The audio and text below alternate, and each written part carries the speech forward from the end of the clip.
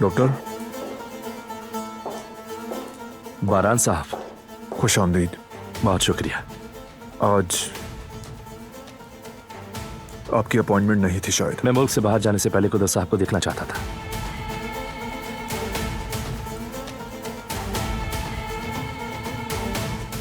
बारान भाई, मुझे आपसे बात करनी है।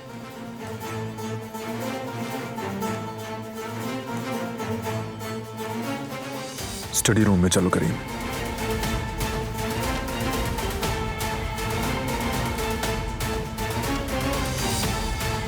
बिलाल, मुझे तुमसे कुछ बात करनी है।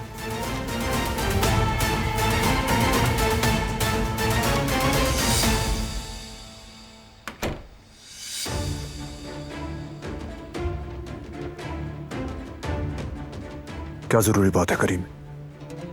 हमने डॉक्टर उक्ताय का फोन रिकॉर्ड निकलवाया है, जिससे उसने आखिरी बार बात की। वो कौन? हसन साहब। मेरे चाचा जान?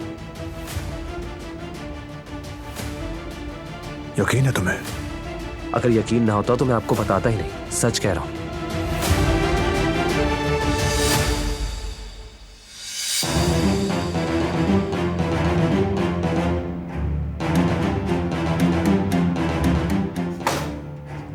फोन नहीं उठा रहे। बहुत शुक्रिया करीम, यहां से आगे मैं खुद हैंडल कर लूंगा।